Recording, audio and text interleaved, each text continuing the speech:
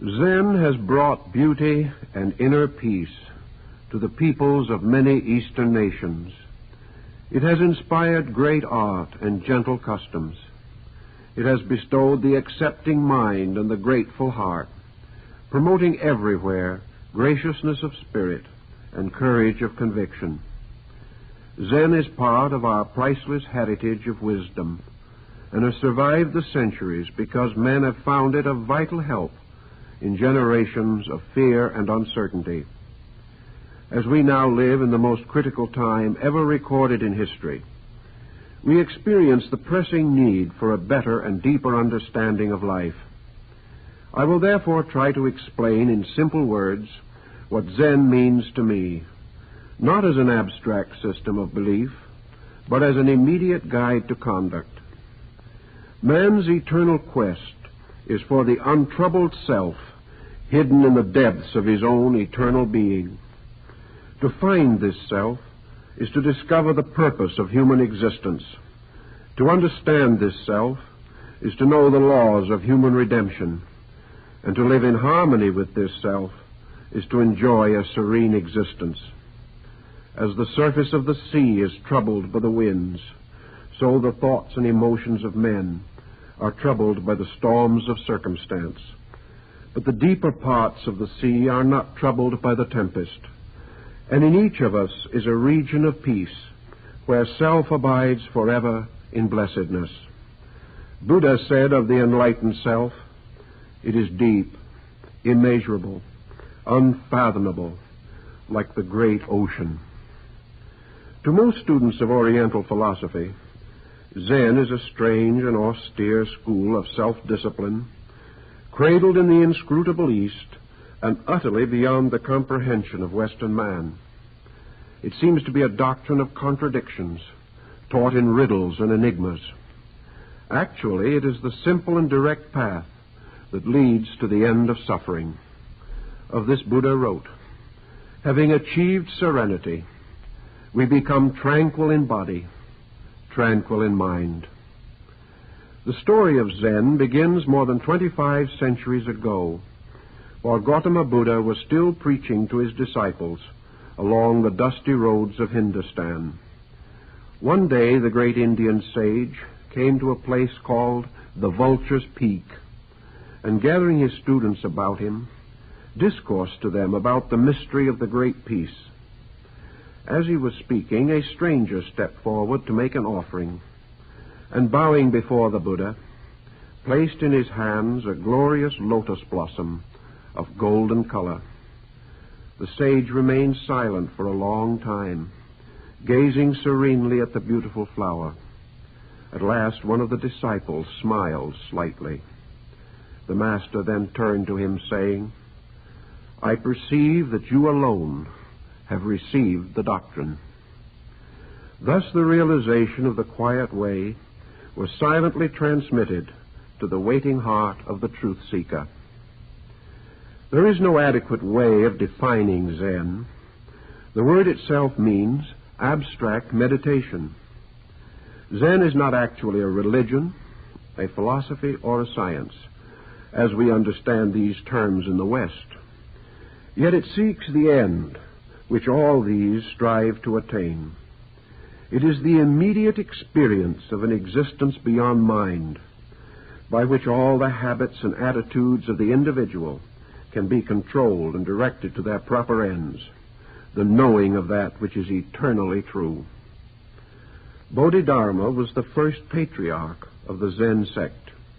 In the early part of the 6th century, this grim-faced Buddhist monk made the long and perilous journey from India to China.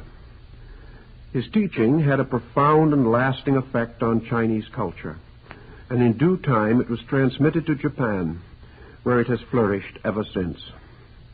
According to Bodhidharma's original statement, Zen is transmitted without any definite reference to the sacred writings, though derived from them. It is a realization based upon inner experience alone, and is not dependent upon spoken or written instruction.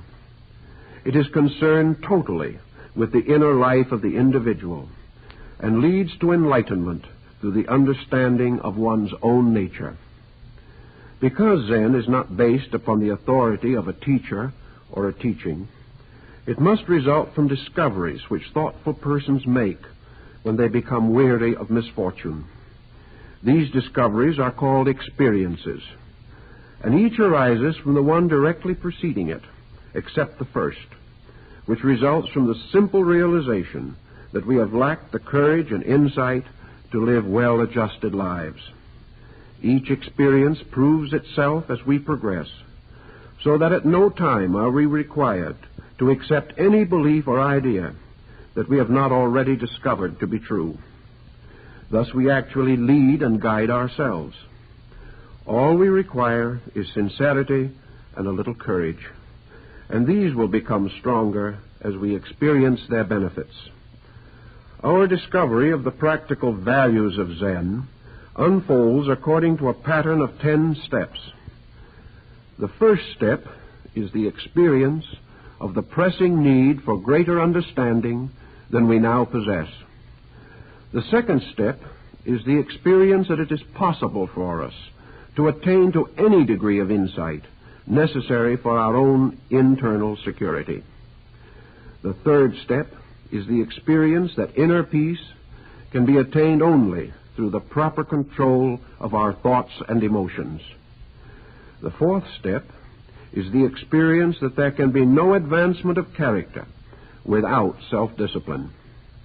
The fifth step is the experience that by self-discipline, the mental, emotional, and physical life can be brought under the control of enlightened purpose. The sixth step is the experience that control over thought and emotion can be attained without stress or tension of any kind. The seventh step is the experience that proper control makes possible the condition of complete inner quietude by gradually reducing the power of external factors to disturb the inner life. The eighth step is the experience that through quietude it is possible to become receptive to all the beauty and wisdom in the universe. The ninth step is the experience that we exist eternally in space, and that true happiness and peace of soul result from complete acceptance of the universal plan and its laws. The 10th step is the experience that pure consciousness, beyond and superior to self-will and self-purpose, leads to at-one-ment with nameless reality. Zen begins to have special meaning for us when we begin to realize that nature has bestowed upon each of us every internal resource necessary to a serene existence. We can be well-adjusted human beings. All that is required is quiet determination, diligently sustained. This is described as right-mindedness, leading to complete mental freedom. When we release ourselves from the tyranny of our own thoughts and emotions, we will discover true happiness. The gruff old Zen masters had very little patience with foolish persons. They pointed out that we all have the power of choice. When we choose to live badly, we also choose to suffer. There is no need for self-pity and no place for self-pity in the teachings of Zen.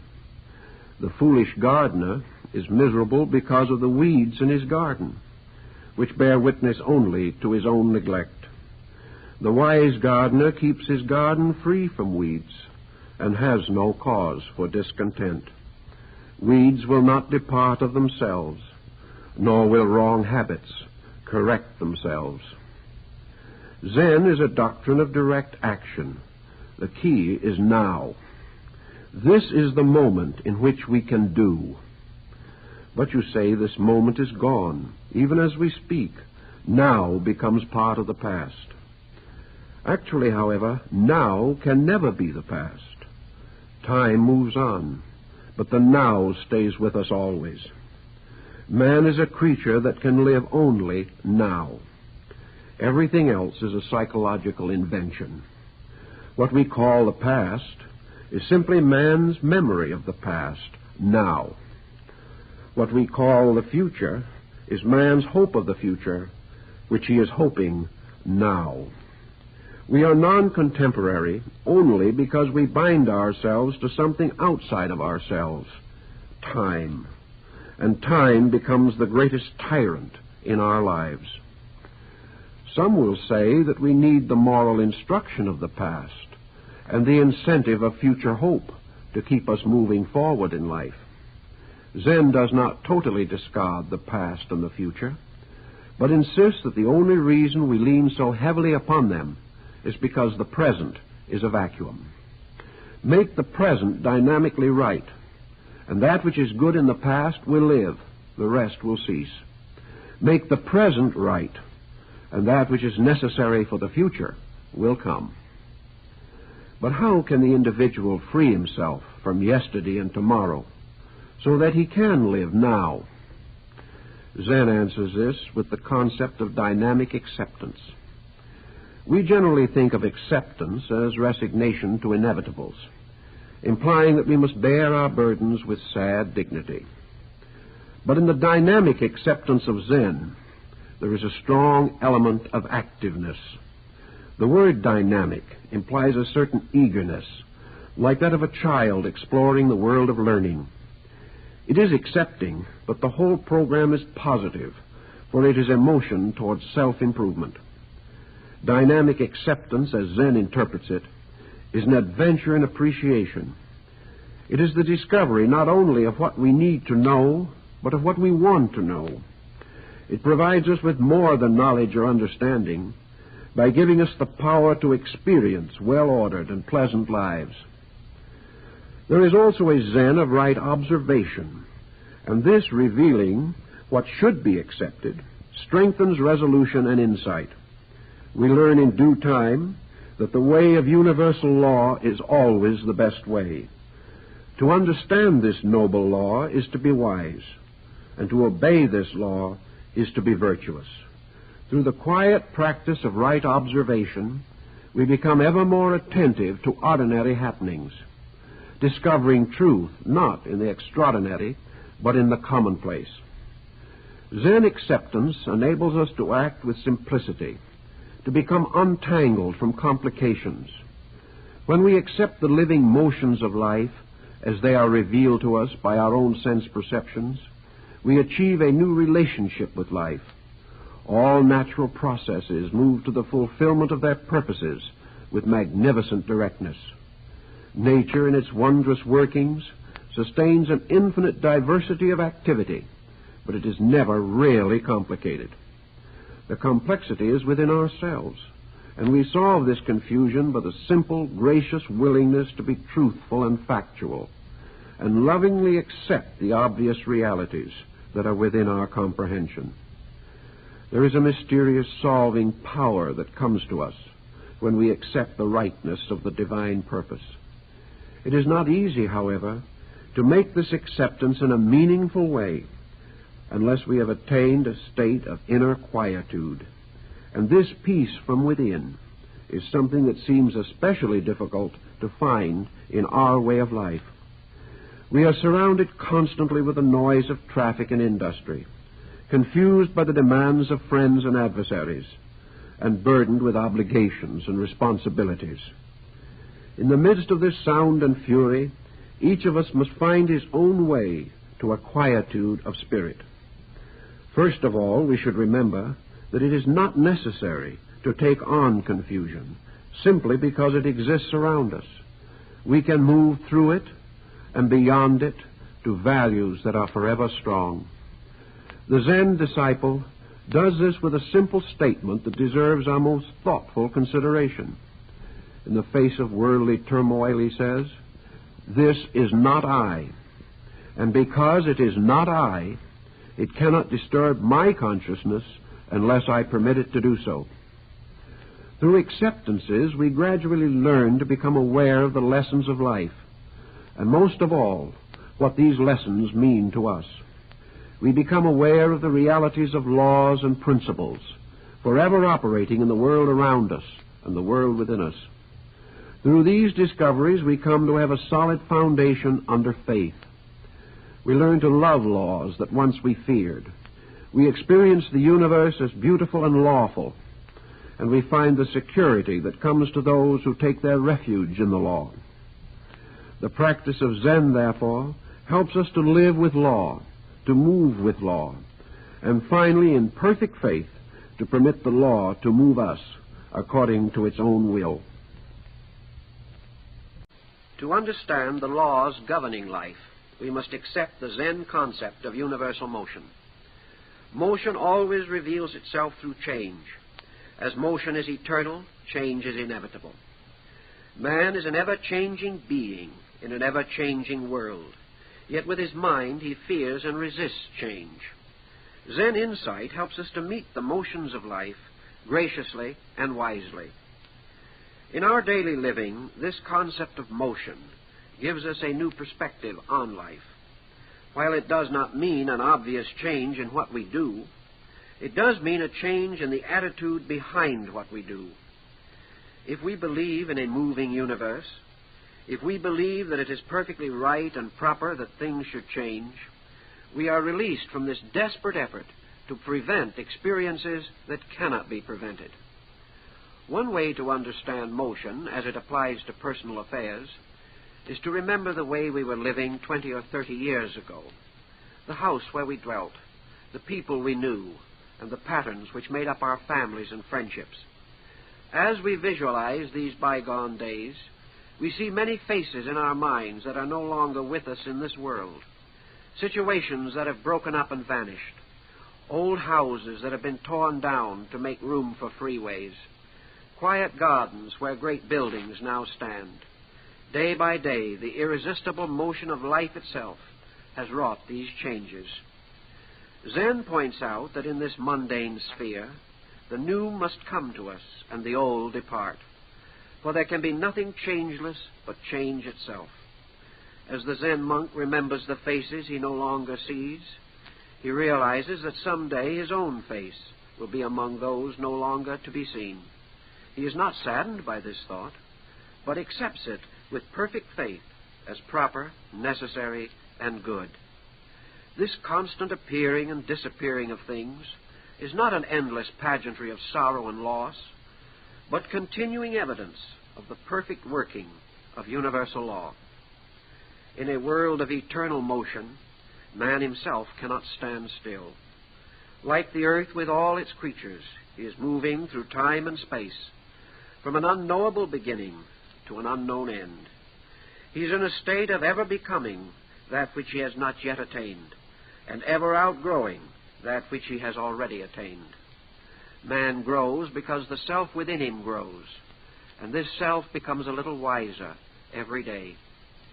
He would be in a forlorn condition indeed if the rhythm of life did not impel him to move along the road that leads beyond the stars. Western philosophies have generally considered the ego or self as a conscious and permanent entity to which all experiences occur. Thus the world around men is ever changing, but the being within is ever the same. Such a concept naturally leads to an aggressive attitude toward life. The emphasis is upon individual achievement, even at the expense of common good. As the captain of his own destiny, each man tries with every skill at his disposal to steer his little ship to a safe haven across the troubled sea of living. In most cases, however, the journey ends in a psychological confusion, which might be likened to cosmic seasickness. There is something sad in this idea of a lonely Superman struggling desperately to advance his own purposes in a universe that he can neither conquer nor comprehend. Zen does not accept the concept of a fixed and unchanging ego. What we term the self is the constantly unfolding sum of our own experiences. We are not the same person that we were 10 years ago, or even yesterday. Because we are part of a moving life force, the motion of consciousness has no fixed boundaries. We are always free to adjust to new situations. We attain peace of mind by reducing the demands of the ego and by relaxing away from the pressure of those self-purposes which open us to pain and trouble. Instead of thinking of the self as being divided from all other selves it is wiser to readjust our thinking and seek ways to become one with the eternal motion of all life through time and space. There is a tendency to assume that all change leads to death, and that beyond death there is only uncertainty. In Zen thinking, however, death is not the end, but a release from restraint against change. It is freedom, the restoration of motion, the being again relieved of the temporary barrier of placeness, to return to the infinite state of spaceness, which is its natural home. If, therefore, we accept this Zen concept, we will overcome one of the great obstacles to our peace of mind. We will realize that change is the gate of infinite opportunity, freeing us from old limitations and bringing us new friends and new experiences. Zen also teaches us that the mental nature is not the faithful servant of some immortal entity locked within us. The human mind is a mixed blessing. It resists change, falls into moods, remembers old grudges, and binds us to the mistaken opinions of the past. Because each person has a mind, there are as many private schemes in this world as there are people. When everyone tries desperately to force his own desires upon others, the end must be frustration and discontent. In Zen, tolerance is not the grudging admission that others may be right, but the clear realization that we may be wrong. The Eastern mystic fully realizes that the only reformer who is popular is the one who is improving himself. We can escape the negative consequences of self-will, self-interest, and self-pity only if our mental instrument is properly disciplined. It takes a great deal of courage to attain detachment from the tyranny of self-centeredness, but the victory is well worth the cost. In order that the mind may perform its proper functions, it must be brought under the discipline of universal purpose. The old sages have given us the formula. Unless the body is controlled, the emotions cannot be regulated. Unless the emotions are regulated, the mind cannot be governed. And unless the mind is governed, there can be no release from suffering. Thus we must constantly change for the better if we wish to live in harmony with the eternal purpose. That we have the power to change is truly the secret of our salvation, and for this power we should be forever grateful. Long ago, a practical code setting forth the basic rules for enlightened conduct was given to the world. As we advance along the path of self-discipline, this code will help us to understand the quiet dignity of the Zen life way. It has been written, "The foundation of personal security is harmony. When individuals cultivate friendliness among themselves, the resulting concord makes possible the immediate solution of all problems and the rapid advancement of all concerned. When men work together, what cannot be accomplished? When the supreme object of faith is noble, sufficient, and acceptable, it provides a refuge in the heart against all corruption. Revere, therefore, this just law, and by so doing, reveal the nobility of your nature and your convictions. Let the significance of honorable conduct be deeply considered. All things must be done in honor and by honor, or they will not endure. If the people observe good faith one with another, no disaster is to be feared. It is proper to be constantly mindful of the virtues and abilities of others. Be ever watchful, therefore, lest skill or wisdom be wasted because you have not observed it in another person. Be glad when it is your privilege to reward another because of his merit. All men should live and think moderately, so that they will not be inspired to advance their own estates through exploiting their privileges or dealing unfairly with other men. Deal impartially and with uprightness of heart with those around you, and be not over-influenced by the wealth or worldly honor of your associates. If it happens that we envy others, they in turn will be encouraged to envy us. The evil results of these envies are without limit. Let us therefore seek diligently for those more intelligent than ourselves, for these are the greater protectors of the common good. Be very careful, therefore, to bestow appreciation upon those who deserve praise. It may happen that we refrain from mutual helpfulness for selfish motives. This leads to many difficulties and weakens the bonds of men's friendships.